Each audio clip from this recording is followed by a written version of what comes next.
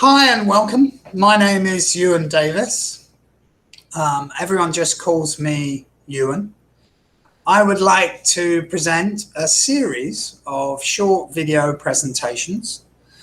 The purpose of these presentations is to give opportunities for everyone to learn online, as now there are very good reasons why students have to study online. The videos are made for everyone in the MOU, so regardless of your English language level. The theme of the videos is popular UK culture, and I'll tell you more about that in a minute. Each video will last between 20 to 30 minutes. So let me give you a little bit more detail on the series of the short video presentations.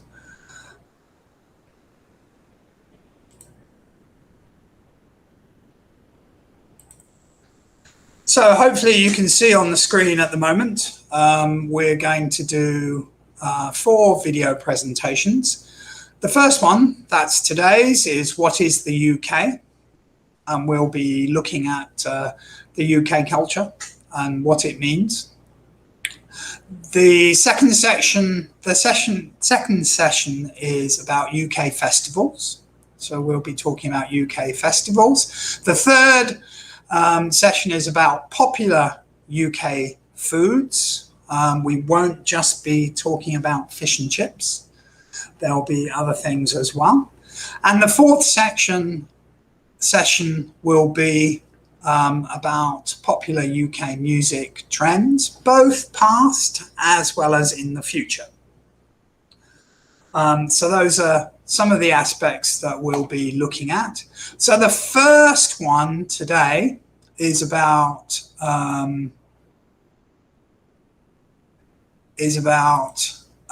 what is the UK? So let's just come back.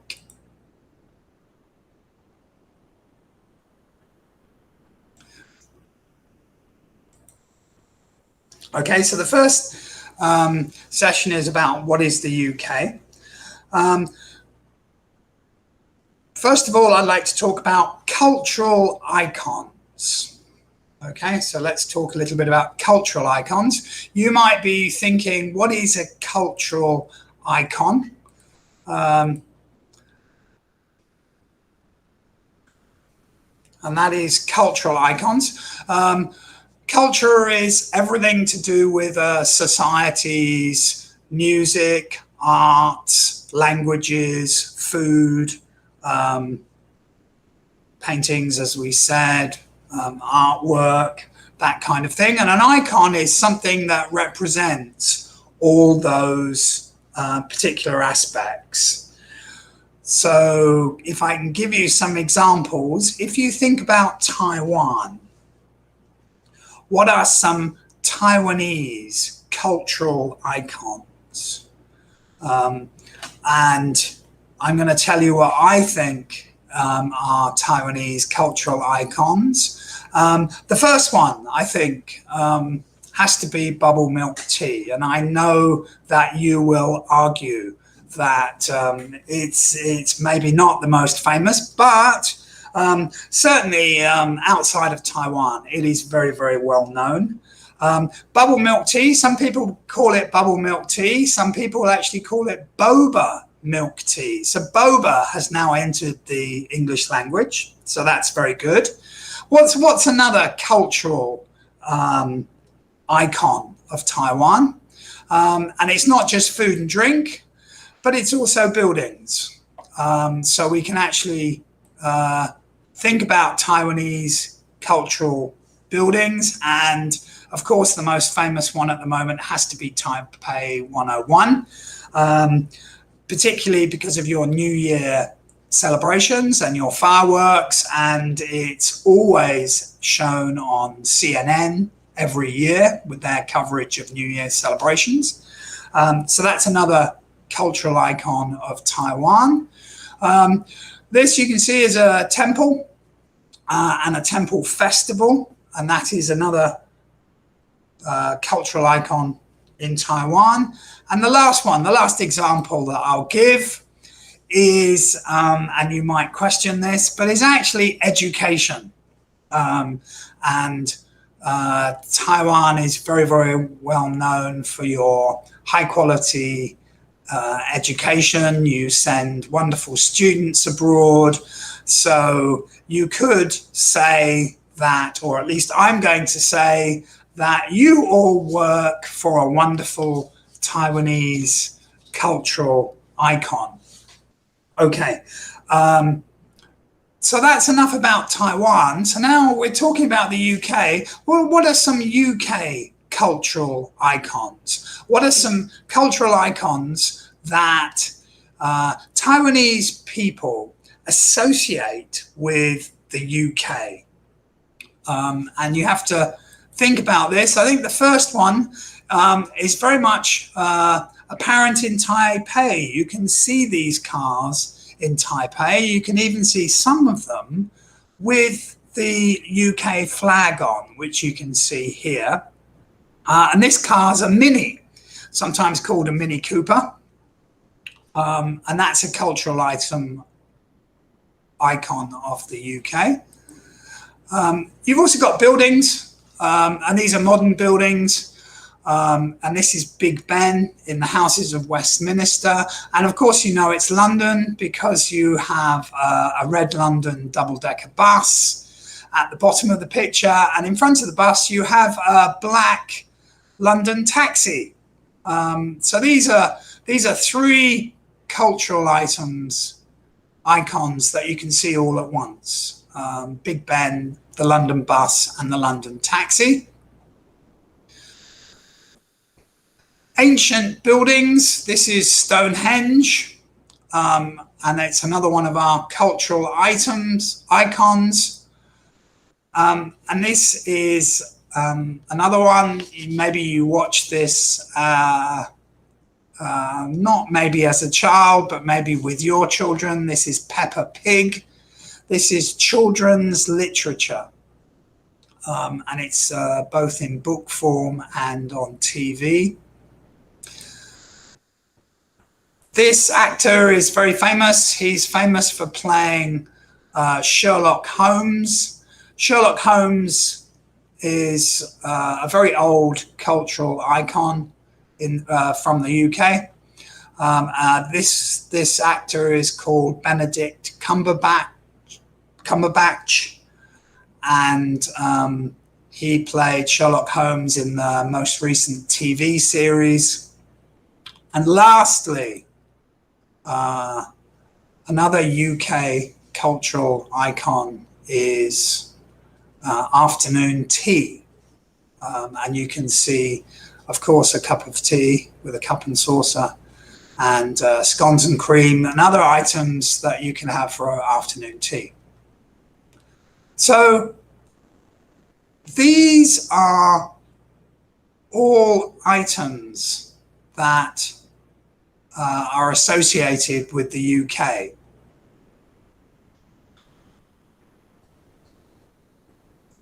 So the UK is a popular destination for people from Taiwan. But what does the UK actually stand for? Okay, what does it actually stand for? People talk about the UK, but they rarely actually think, what is the UK? So let's have a closer look at what the UK actually means. Let's go back. So the long name for the UK is actually the United Kingdom of Great Britain and Northern Ireland. And that's very long. It's a very long phrase for the name of a country. So usually what we do is we just shorten it to the UK, or sometimes we shorten it to Britain. Okay, it's UK or Britain, but mostly people call it the UK. The people from the UK are British. And that's very, very important that you call all the people from the UK British. And we'll understand why in a minute. So to help you understand what is the UK, let's have a look at some maps. Okay. So here you can see a map of the UK. And the UK is this bit. It includes England, so the purple part on the map. It includes Wales, and it includes Scotland, and only this part here, which is Northern Ireland. Okay, so the UK is actually 4 different countries. It's 4 countries joined together in a united kingdom, all right, the UK. And that's essentially what the UK is. So let's take you in a bit more detail about what these 4 countries actually mean. All right. So if we think about, first of all, we think about England. All right. England's the first country. So English people live in England. Only the English people live in England. They speak English, and they have some different dress and customs. The capital of England is London.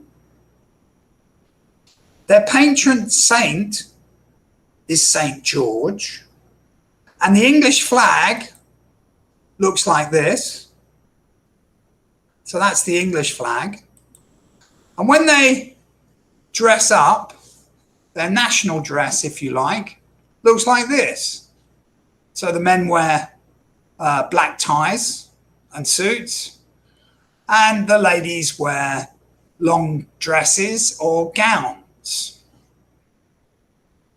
This is actually a team of famous actors who starred in a well-known TV series called Downton Abbey that you might know. So you might recognize some of these actors. So that's England. Next, let's look at Wales, this green country here. So the people from Wales are Welsh. They speak English, but they also speak Welsh. The capital city is Cardiff. Their patron saint is St. David. And the Welsh flag looks like this. So it's a very bright and happy flag, and it's got the emblem of a dragon, the Welsh dragon, on the Welsh flag. And Welsh people, their national costume looks like this. This is a picture of some girls dressed up in national Welsh costume, and it's very distinctive for the Welsh people. Next, let's have a look at Scotland. Scotland's this blue country here, and the capital city is Edinburgh. The Scottish people speak English, of course, and they also speak Gaelic. Some of the population speak Gaelic. Their patron saint is St. Andrew. The Scottish flag looks like this. And their Scottish dress, the national costume, looks like this. And they're very famous for wearing this kind of costume. The pattern is checked. Okay, it's in lines, both horizontal and perpendicular, and it's called a tartan. And what's special about that is that the men wear a kilt. Okay, the men wear a kilt. Otherwise, you could almost say it's a skirt, although the men don't like you to call it a skirt, of course. they call it a kilt. All right, so it's a very distinctive national dress for Scotland.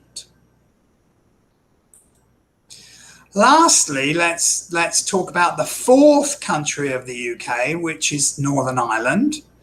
The capital city is Belfast. In Northern Ireland, they speak English, and they also speak Gaelic. Their patron saint is St. Patrick, and the St. Patrick's flag, the Irish flag, looks like this. When they dress in national costumes, particularly when they do folk dancing, they have some interesting folk dances. Their national costume looks like this. These are some girls doing some Irish folk dancing.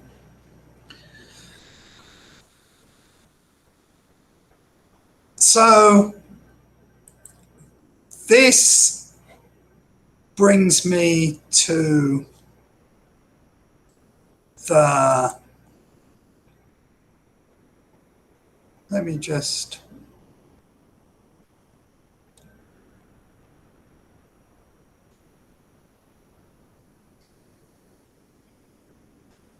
okay, this brings me to the last part of what is the UK, and that is to talk a bit about the four countries, and it's about being united. So they have to come up with a flag that represents the four countries. And this is shown as this flag called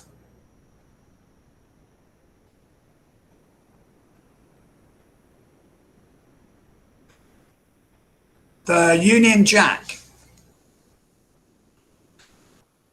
So this is the Union Jack, and it is made up of the English flag, which is the Red Cross. It is also made up of the Scottish flag, which is the flag of St. Andrews, which is the white diagonal cross on a blue background. And it's also made up of St. Patrick's flag from Ireland, from Northern Ireland, which is the red diagonal cross on a white background. So because the UK is made up of four countries, the Union Jack representing the UK is made up of the flags of those countries. So the question I have is, which flag is missing and why? And if you know the answer to that question, I think you really understand what the UK is all about. So if I can just come back to the main screen.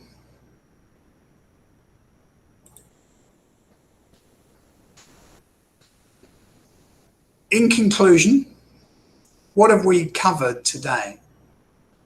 We've briefly talked about the cultural icons, the cultural icons of Taiwan and the UK. We've talked about the UK and the British people. We've looked at aspects of England, Wales, Scotland, and Northern Ireland. We've looked at the maps and flags of the UK, of Britain, England, Scotland, Wales, and Northern Ireland.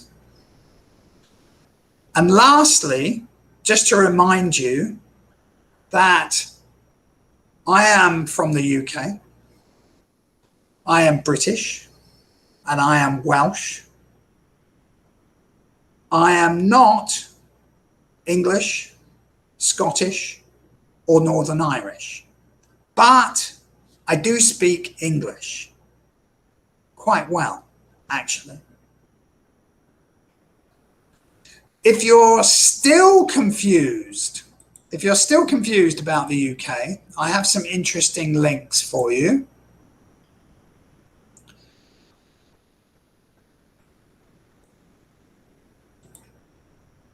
So you can see some cool links on the screen. These links will give you more information about the UK, both the United Kingdom map and the Union Jack flag. The two girls that present this information, they have wonderful UK accents, Gabrielle and Elise. So if you have time, they're very short, less than 6 minutes, each of them. They're very useful and they will help your understanding of the UK, and they will also help your English.